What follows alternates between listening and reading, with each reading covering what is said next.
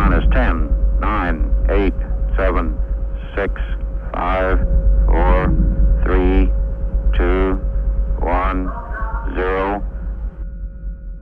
Bonjour à toutes et tous, je suis Nicolas Fiolet, responsable du planétarium 3D de la Coupole et commissaire de l'exposition L'espace à la française, dont je vais vous parler aujourd'hui. Alors, l'espace à la française, elle est déclinée en 4 grands pôles et elle va retracer la conquête spatiale, d'abord en partant des pionniers, puis en se focalisant sur les apports français au spatial. Et enfin, dans un dernier pôle, nous parlerons du CSG, le Centre spatial guyanais, d'où sont lancées aujourd'hui les fusées européennes, et aussi du CNES, le Centre national d'études spatiales, qui est l'agence spatiale française et qui est l'une des plus grosses agences spatiales au monde aujourd'hui. L'histoire de la conquête spatiale ne commence pas en 1942 avec la fusée V2 qui est présentée ici dans la muséographie permanente. Elle commence bien avant ça à travers différents grands noms, des pionniers de toute nationalité qui sont en grande partie influencés par Jules Verne et par les écrits de science-fiction qui fleurissent à la fin du 19e siècle. Parmi ces pionniers, le tout premier, c'est le russe Konstantin Tsiolkovsky, qui est vraiment le père de l'astronautique telle que nous la connaissons aujourd'hui, et qui est un théoricien et qui va définir les vitesses cosmiques, c'est-à-dire, entre autres, la vitesse nécessaire à l'échappement de la gravité terrestre.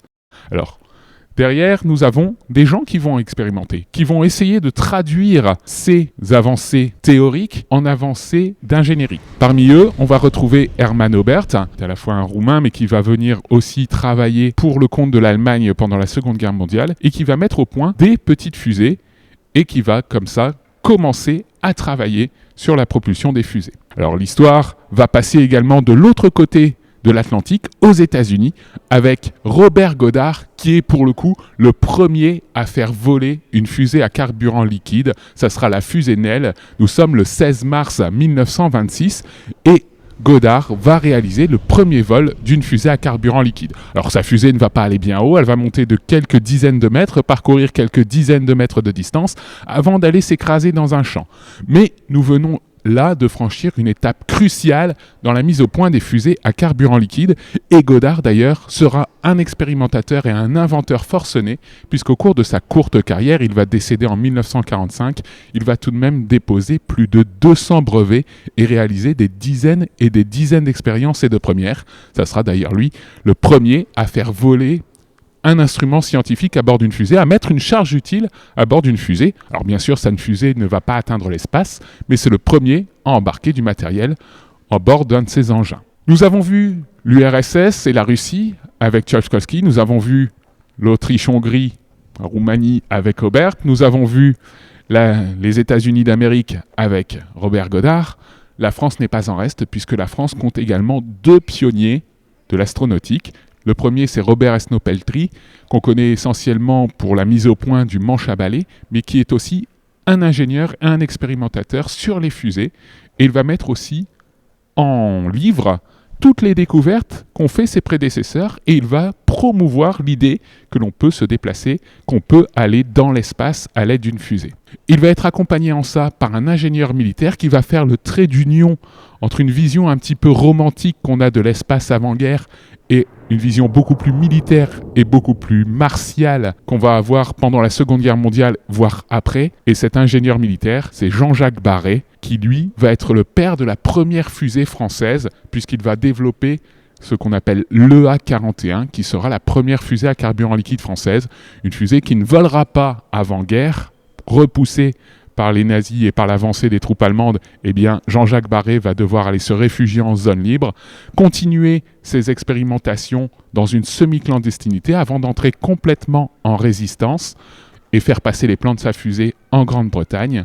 Mais il va reprendre ses travaux après-guerre et en 1945-46, il va faire voler cette EA-41 qui va être le premier engin à carburant liquide fabriqué par la France. À l'issue de la guerre, l'ensemble des Alliés va se partager les cerveaux nazis qui étaient très en avance dans l'aéronautique et dans l'aérospatiale à ce moment-là. Pour les accueillir en France et pour développer le programme de missiles français, va être fondé un laboratoire qui s'appelle le LRBA. Le LRBA va mettre au point la première fusée qui va atteindre l'espace pour la France. Ça sera la fusée Véronique. Nous sommes le 21 février 1954.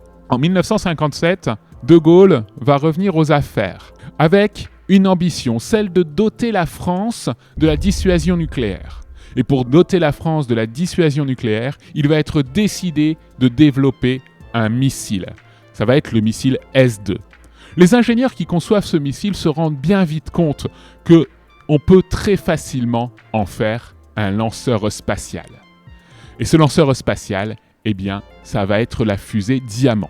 Cette fusée Diamant va permettre, le 26 novembre 1965, l'envoi du premier satellite français, le satellite Astérix.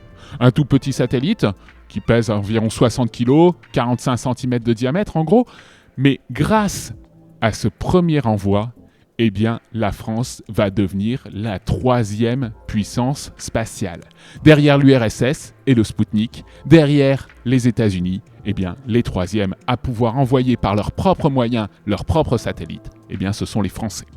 De ce programme va ensuite s'engager une collaboration européenne. D'abord sur un principe simple, celui de faire travailler les ennemis d'hier, français, anglais, allemands. Ce sera le programme Europa. Chacun se voit donner un morceau de la fusée à construire. Les Anglais vont mettre au point le premier étage, le Blue Streak.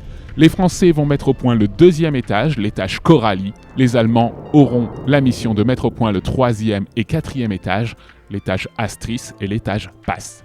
Malheureusement, ce programme Europa ne fonctionnera jamais. Il n'y a que le premier étage qui sera fonctionnel. Quand il s'agit de rassembler tous les étages ensemble, la fusée ne vole pas. Mais de cet échec va naître un très grand succès.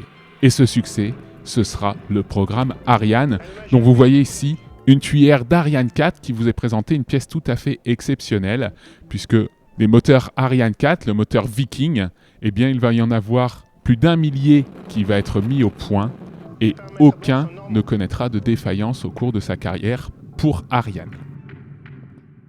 Nous sommes ici dans la 3e partie de cette exposition, une partie qui est consacrée au Centre spatial guyanais. Alors, le Centre spatial guyanais va entrer en service en 1968 en remplacement de la base d'Amaguir en Algérie, puisque les accords d'Évian de 1962 ont scellé le sort de l'Algérie française.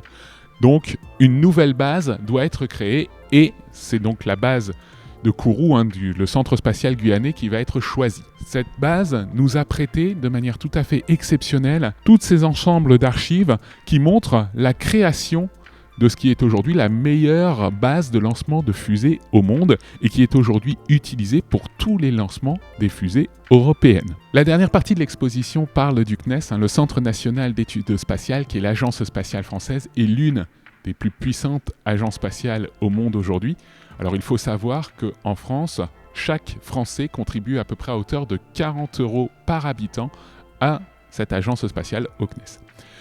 C'est une agence spatiale qui a plusieurs missions, et la première mission du CNES, avant toutes les autres, presque un quart de son budget va y être consacré, eh bien, c'est l'observation et l'étude de la Terre pour comprendre le climat, pour mesurer la fonte des glaces, pour faire des photos de notre planète, pour donner de l'espace à la Terre. C'est le slogan du CNES aujourd'hui. Dans ces autres missions, on va retrouver des missions de communication et d'opérations militaires. Nous allons trouver des recherches scientifiques avec de l'exploration, que ce soit de l'exploration de l'espace profond, que ce soit de l'exploration des autres planètes, notamment Mars. Nous allons trouver, bien sûr, la division lanceur, le transport spatial, puisque le CNES est le maître d'œuvre de la fusée européenne Ariane. Le CNES, à l'époque, avait une compétence qu'elle n'a plus aujourd'hui, qu'elle a redonnée à l'ESA, l'Agence spatiale européenne. Cette compétence, eh bien, c'est la compétence de sélection et d'envoi de spationautes français vers l'espace. Alors, il y en a 10 aujourd'hui. Le premier, Jean-Loup Chrétien, en 1982. Le dernier en date, vous le connaissez tous, bien sûr, il s'agit de Thomas Pesquet.